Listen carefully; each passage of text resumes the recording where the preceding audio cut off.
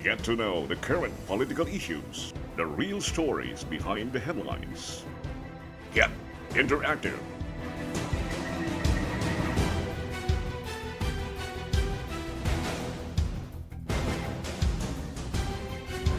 My Politics with Art Barret. Only here on My TV Cebu.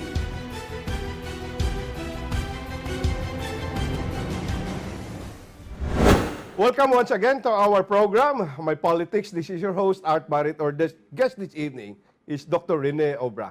Doc Ren, Yes. okay.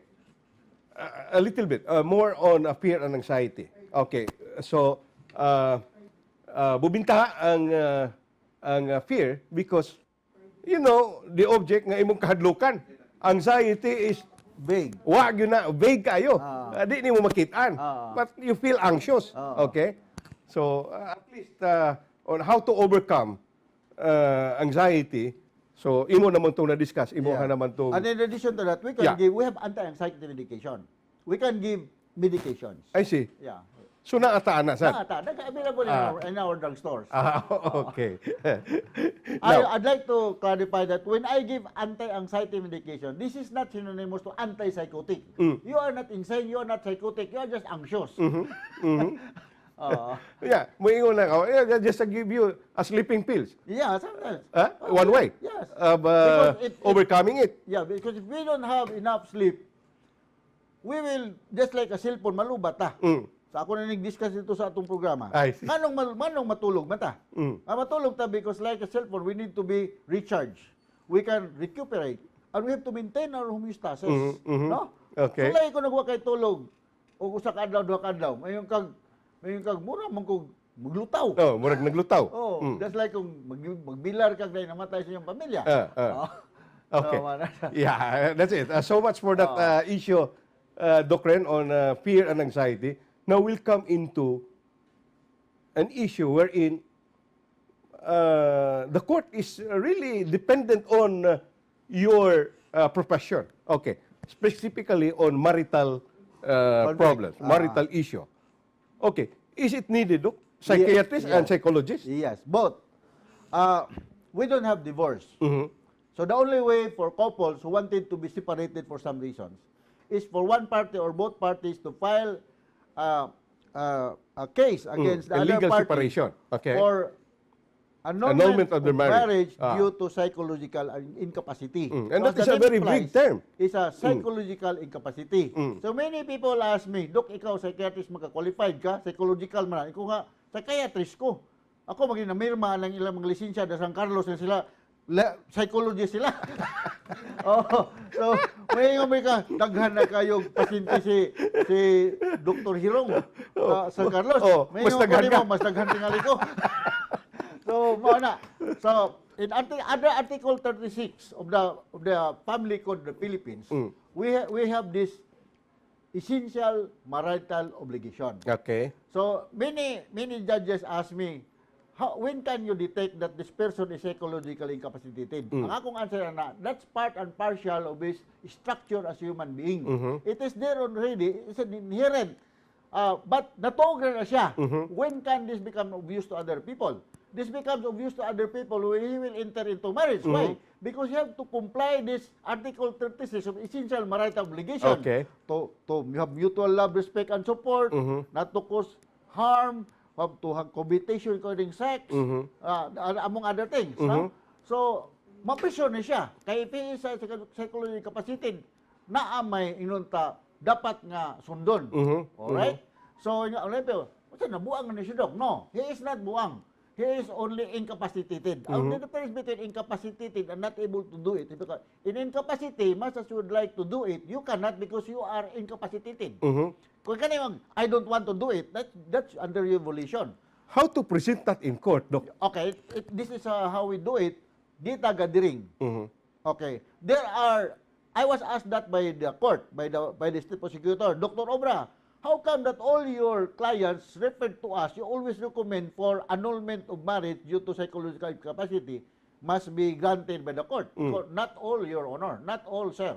Because those to whom I believe can be remedied. Mga gamay ra gud nga away-away, mga dugay mo uli, kay nagkaraoke, kay nag-inom-inom. And you can also detect, no, nga there are some remedies. Yeah, there are some. Those mga what we call indifferences can Okay. be remedied at my clinic level. Okay. If based on my clinical judgment, there's a valid reason for this marriage they will be separated with the hope that they will both find happiness and serenity after marriage, I will recommend. Both parties will go to the clinic and have a dialogue in front of you. Not all the time, only the complainant. Okay. Because the husband will say, why will I go to the clinic of Dr. Obra when I will just be labeled as psychologically incapacitated? Okay. That's the problem. Yeah, maybe I can just talk to you over the phone. Some of them are very, very negative, no, Okay. about it. In fact, the last time I had a case of psychological incapacity case was yesterday. So, there's always a big chance also. Is there a chance, no, both parties will go to your clinic and refer the case to you, and you'll just listen to each of them? Only one usually, initially. Then I will request pwede ba maistorya na ko imong bana or anybody from their family.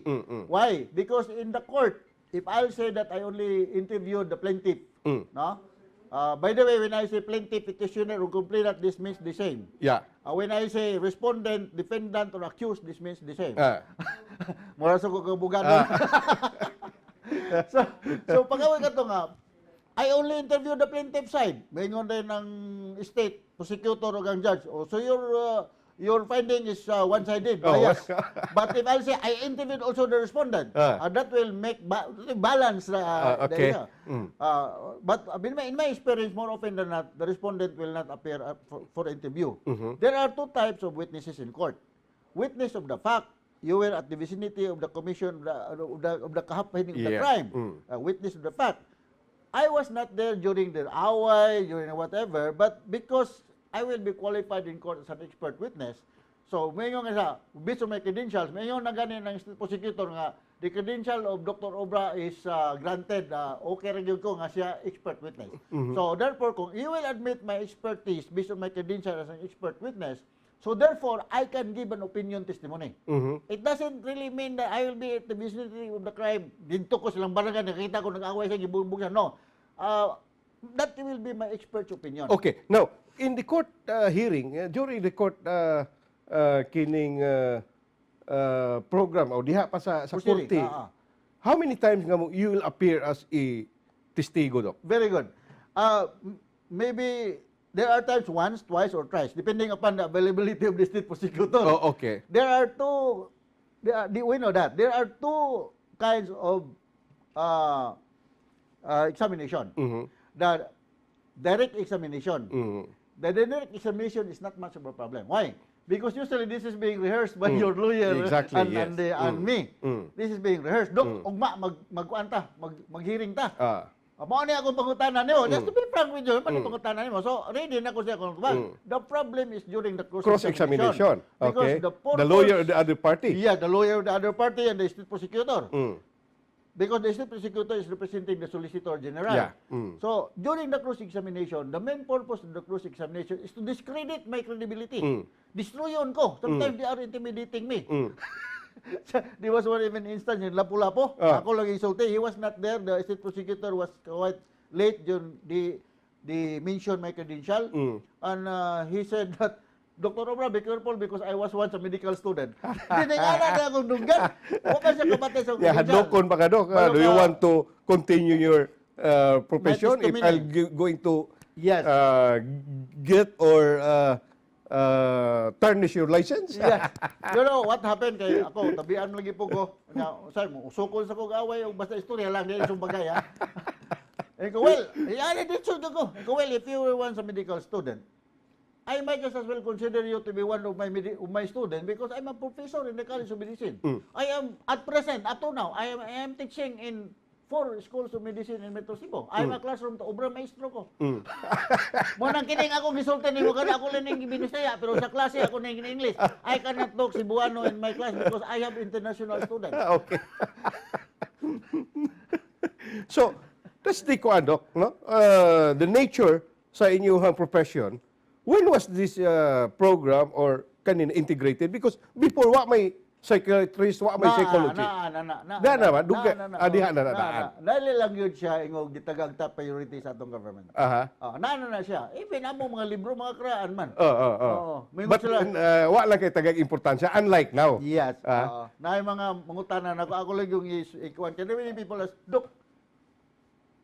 Yes, Doc. How do you find that nga sa imuhang, in your profession, being a witness in kining marital problems? It's challenging. Very challenging. But do you recommend also, pag-uli na lang mo eh? If I will recommend that, it will not reach in court. It will only be up to Diha the na sa imong clinic. level. Okay. Mo ni gingon ako sa fiscal o sa judge, dili tanan nga budol nako nga magpa-annul, ako i-recommend ka magpa-annul gyud. Okay. Ako yung nag-away-away lang kay dugay ning uli. Mahilot ra na siya. Dili ra na pabayro na ako sa consultation. Pero kanang akong to, di have been separated. Mutambag sa ganun, mura kag pari. Mao among role. Okay. They have been separated for the past 20 years. Okay. Ang iyang asawa na nailay pamilya na po mga anak. Ang bana na nailay pamilya na po mga anak. But they are still considered husband and wife ko man sila ma-annulled. Okay. Ido lang bana nako. Isa dok magpa-annul ko. 20 years na sila nagbuwag ha. Ikaw, sir, how come karon lang? Isa nga, you know what, I work very hard. Nya, simbak ko say may tabo nako, ang beneficiary ako ang asawa nga na po ilang pamilya. Kay based on legal guidelines, siya magiging akong asawa. Yeah. Kanyo pala, no? Ina na may tabo. So, ikaw nga, tabing timboy, kung bitaw, no? Simbak kung mamatay ka, ang mga imong mga benefits, adto asa imong original nga asawa. Ang kanang imong ikaduhang asawa nga live-in na imong maminyo kay married pa man ka, imong mga anak. Oy madawat. Oy madawat. Okay. A very interesting topic indeed, and a very interesting issue nowadays. But then, we don't have enough time for our discussion. Doc Ren, our parting statement to our televiewers. Yes. My parting statement is, as a physician, as a psychiatrist, I would like to say, life is too short. Please do not make it shorter by committing suicide. There is no health without mental health. Okay, our dear televiewers, thank you very much. Doc Ren, thank you very much for guesting in our program. This is your host, Art Barrett of My Politics. Manamilit lang umuingon nga samtang muhingos pag-ilong sa tao. Iyang mga pangandoy ug tingusbawan, huway katapusan. Nagkasalamat, may gabi.